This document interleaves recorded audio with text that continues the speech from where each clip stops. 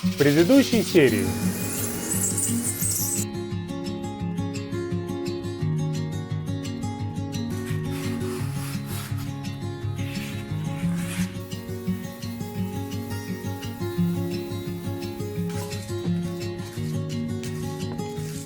Друзья, всем привет! С вами, как всегда, Павел Сидорик, и это канал о ремонте и отделке.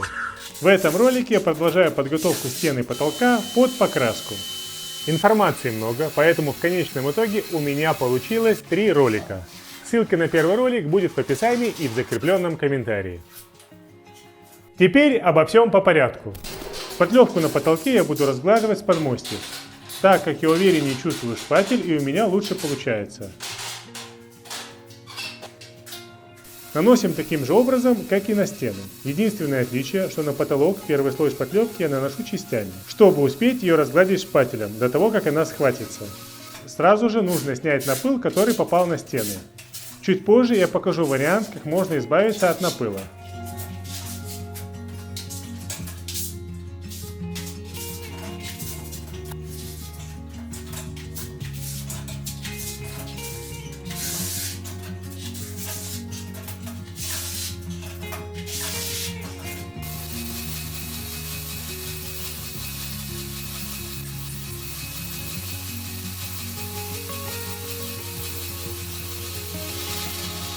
Механическое нанесение, конечно же, значительно быстрее, чем ручное, и получается более качественно, потому что шпатель длинный и выравнивает дополнительно поверхность.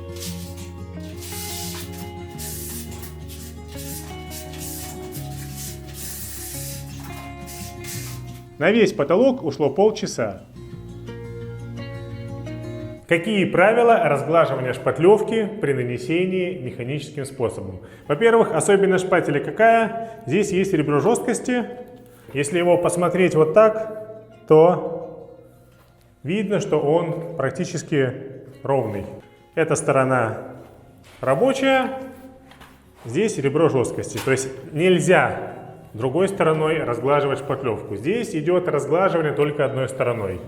Второй момент. Угол атаки. Что такое угол атаки? Угол атаки — это под каким наклоном вы разглаживаете шпатлевку. Нельзя в одном месте разглаживать вот так, а в другом вот так. У вас просто будут разные слои. Соответственно, угол атаки должен быть примерно одинаковый на всей стене, чтобы слой шпатлевки наносился одинаково. Если стена где-то чуть-чуть кривая, то за счет того, что лезвие большое, она дополнительно выравнивается. Правила с сухого на мокрое здесь нет. Почему? Потому что забрызгивается шпатлевкой вся стена. Обычно первый слой, вот допустим, первая часть стягивается от пола до середины, вторая часть стягивается от потолка до середины. Если у вас стена 4 метра и больше, то же самое можно делать при помощи удлинителя. Сверху половину и снизу половину. Нанесли шпатлевку, начинаю, допустим, стягивать снизу. Стянул до половины. Плавненько снимаю. Пошел дальше. Следующий слой. Если остаются какие-то переходы, на них можно не обращать внимания. Если есть излишки, просто шпателем снимается шпатлевка в ведро лишняя. Затем стянули низ, переходите наверх. Точно так же сверху стягиваете до середины. И тут плавненько забираете шпатель. И следующую. И от угла. Вот, в принципе, и все правила. Тоже со временем вы почувствуете этот шпатель. Им стягивать шпатлевку гораздо удобнее, чем обычным, потому что нету нагрузки на кисти. Здесь ручка большая, шпатель сам алюминиевый, легкий, и таким шпателем очень удобно работать.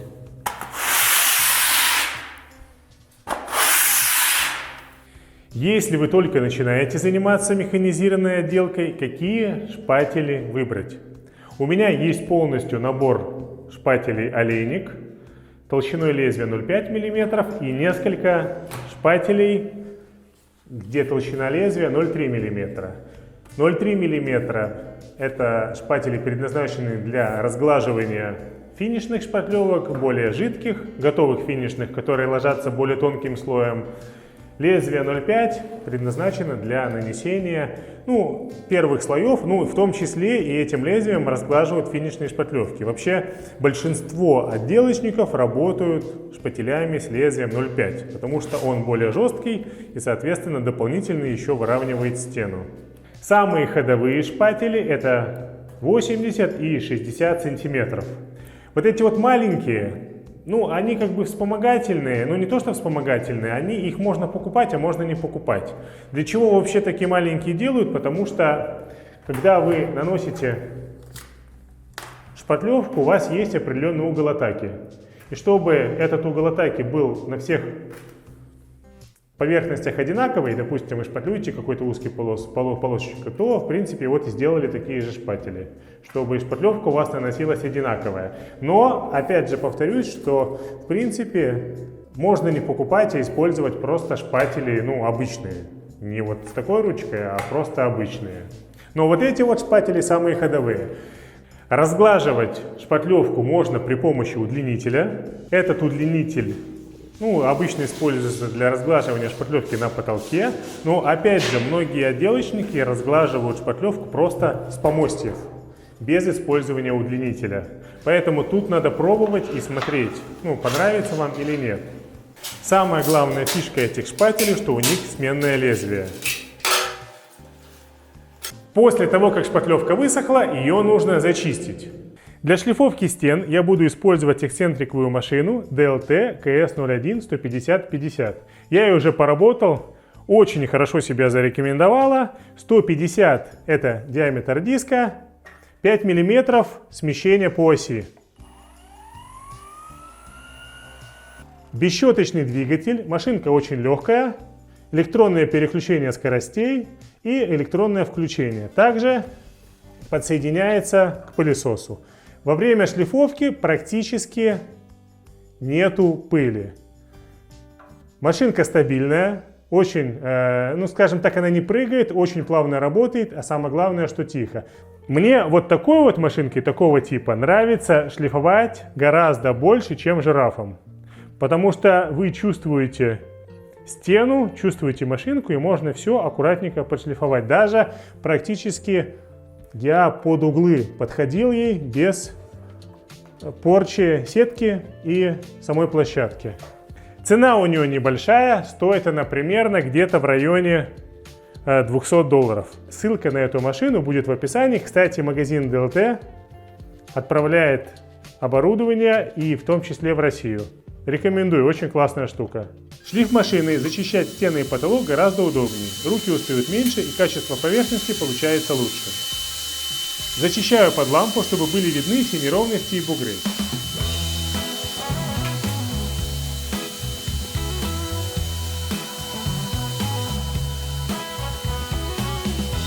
Если вы работаете с пылесосом, то пыли практически нет.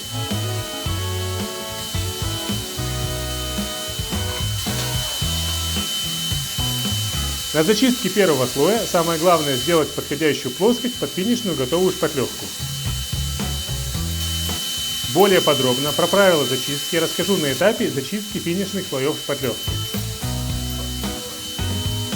После зачистки основание обязательно нужно обеспылить.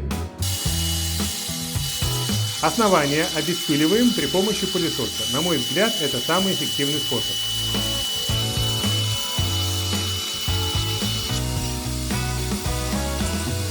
Обратите внимание, что мы все делаем под проявочный свет. Со светом видна вся пыль на стене, которую нужно удалить пылесосом.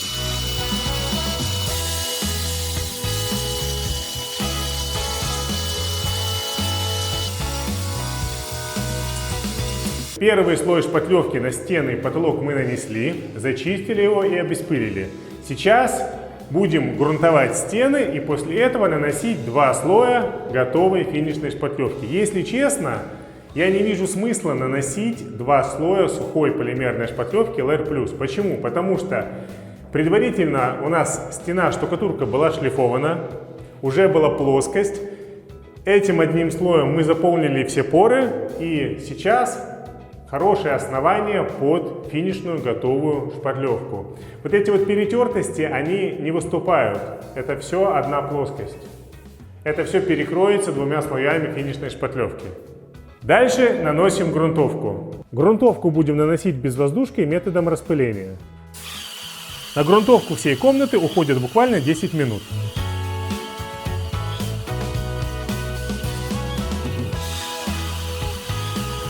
Главное контролировать подтеки при помощи лампы.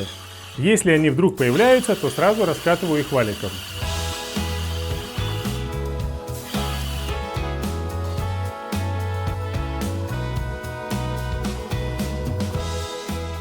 Вчера мы нанесли грунтовку на стены и потолок, за ночь она высохла, и сегодня будем наносить на стены и потолок финишную шпатлевку. Я провожу рукой по стене, рука полностью чистая. Сегодня постараемся нанести 2 слоя на все плоскости, на потолок и на стены, и комната уже будет готова. Останется ее только зачистить и загрунтовать. Финишную шпатлевку буду наносить уже при помощи бокового света. Это лампа Лосева. Если уже подготовить стену под эту лампу, то под обычную она просто будет идеальная. Потому что эта лампа просвечивает вообще все неровности полностью. Лампа просвечивает всю стену, и при нанесении шпатлевки вы сразу можете устранить все дефекты. Очень многие отделочники ругают лампу Лосева за то, что она слишком хорошо проявляет все неровности и дефекты на стене. То, что не видно под обычную лампу, видно под лампу Лосева. Именно по этой причине эту лампу я не применяю для приемки работы. Я ее применяю только для ускорения рабочих процессов, потому что под нее действительно удобно все сделать. Если вы уже сделаете поверхность под эту лампу, то под обычный свет ничего видно не будет. Поэтому, если ко мне придет заказчик на приемку квартиры с такой лампой, то, скорее всего, что я пошлю его подальше, потому что ни в одном снипе нигде нету ламп проявочного света. По вопросам эксплуатации этой лампы. Во-первых, здесь стоит оргстекло. Если его шкрябать шпателем, оно царапается. Производитель сюда не ставит обычное стекло, потому что если лампа упадет, обычное стекло побьется. И вот для этих целей существует такая вот бронепленка. Вы наклеиваете сюда пленку, как только она износилась, зацарапалась, вы отклеиваете и клеите следующую. Ну вот, 1-2 штучки, в принципе, должно на объект хватать. Также были у этой лампы вопросы по ручке. Из-за того, что здесь узкое отверстие, когда вставляется держатель с толстым штифтом, она бывало ломалась. Но у производителя появились вот такие вот ручки с шестигранником, где можно регулировать толщину держателя. Немного разбавляю финишную шпатлевку водой. На ведро я добавил примерно 0,5 литра воды. Густую шпатлевку плохо разглаживать. Миксером перемешиваю сразу все ведро.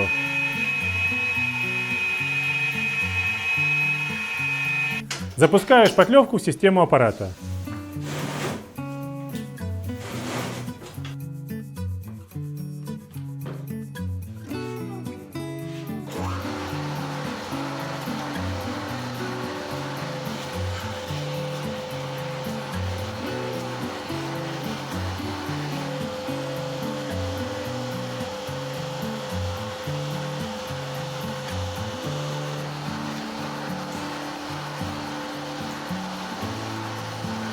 Выгоняю из шланга воду до тех пор, пока не пойдет шпатлевка.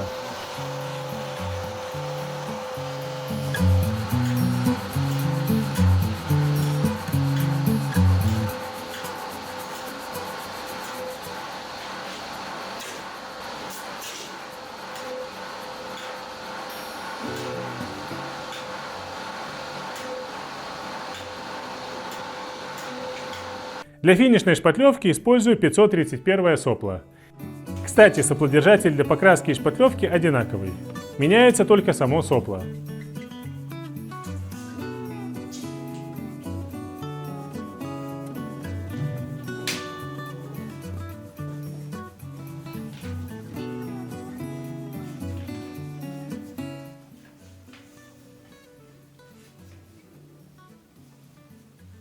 Гидропоршневой аппарат наносит шпатлевку как краску. Факел острый, и поэтому особо можно ничего не заклеивать.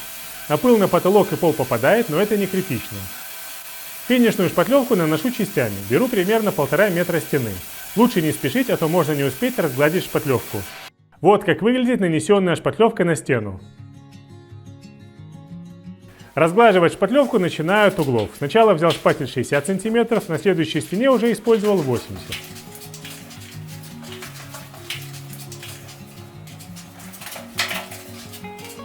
Половину стены тянул снизу, другую половину стягиваю сверху. Дальше наношу шпатлевку на следующую часть стены с небольшим перехлестом.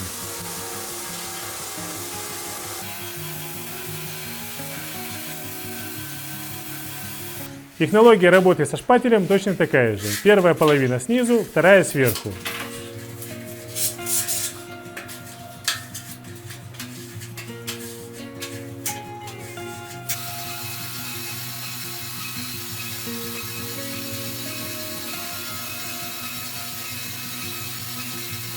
Руки вспомнили работу, и нанесенный слой уже стал получаться более аккуратным.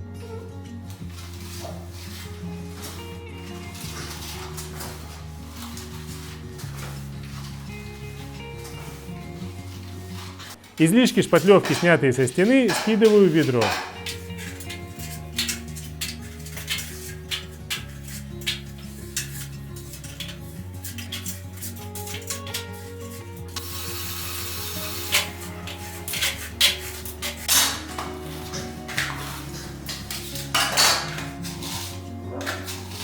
Готовая финишная шпатлевка в ведрах позволяет наносить второй слой мокрым по мокрому. То есть вы нанесли первый слой, буквально прошло примерно минут 30, час, шпатлевка стала матовой и можно уже наносить второй слой. Что это нам дает? Во-первых, это значительно ускоряет рабочий процесс, а во-вторых, первый нанесенный слой не вытягивает воду из второго. Второй слой уже является финишным, поэтому тут нужно внимательно смотреть, чтобы не было пропусков.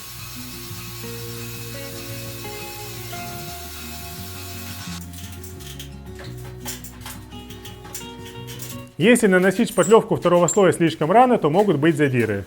Я наносил второй слой примерно через час.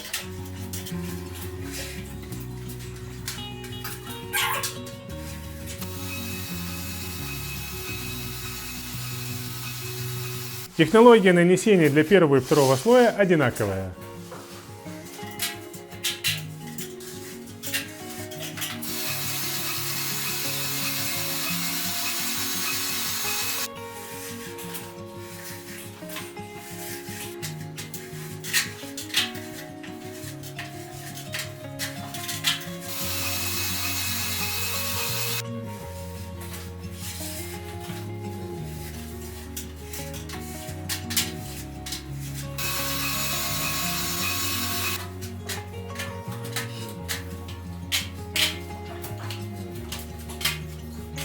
После того, как нанесли шпатлевку, очищаем соседние стены и потолок от напыла.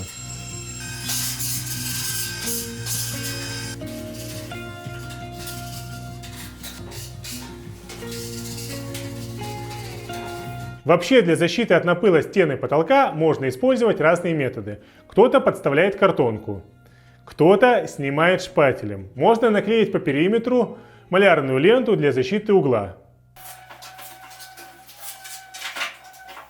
Малярная лента, которую я использую, была у меня в наличии. Это Blue Dolphin. Она более дорогая, а вообще для этой работы подходит самая дешевая малярная лента.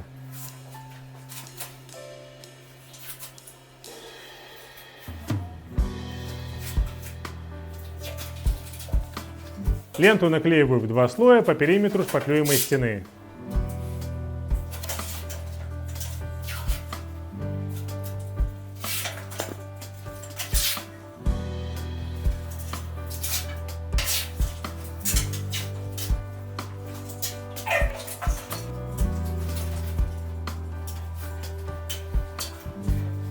Для этого способа очень хорошо подходит метод обратной приклейки, когда вы клеите малярную ленту, вот так вот раскручивая из рулона и сразу же прижимая к стене.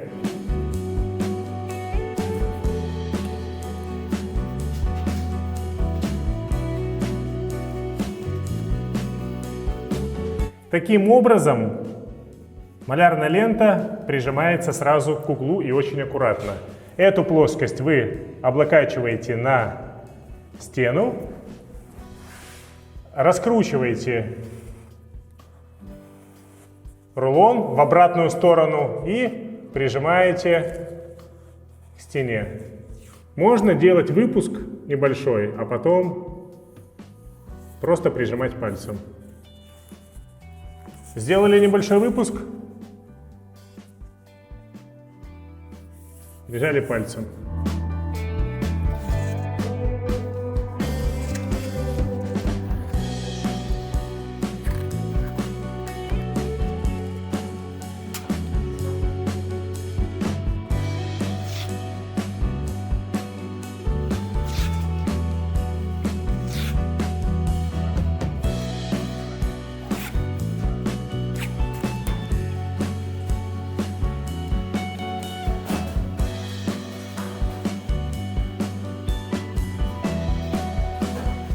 Лучше всего шпатлевать стены, расположенные параллельно друг другу, чтобы не пересекались углы, пока шпатлевка свежая.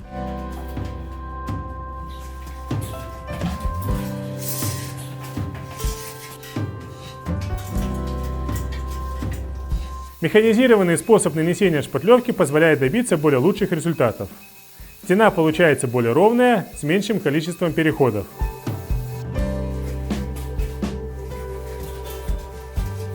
На одну стену уходит примерно 20-30 минут. Шпатлевочный аппарат стоит в другой комнате. За счет длинного шланга позволяет работать в любой точке квартиры.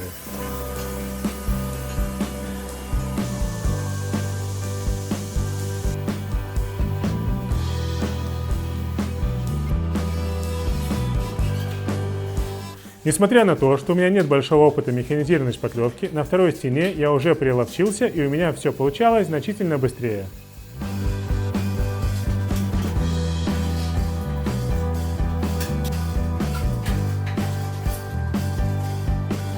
Почему я не использую стеклохолст и наношу всего 3 слоя шпатлевки, я расскажу в следующей серии.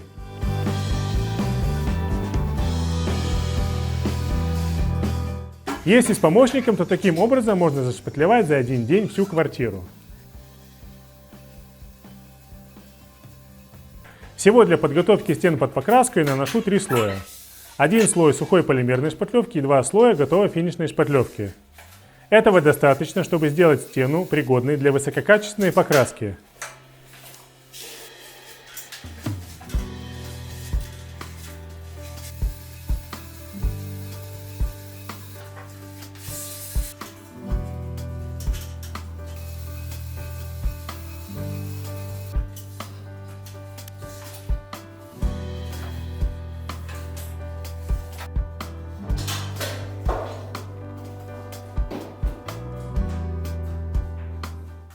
Ленту после нанесения отрываю и выкидываю в мусор. Большая часть напыла осталась на ленте. Продолжение следует.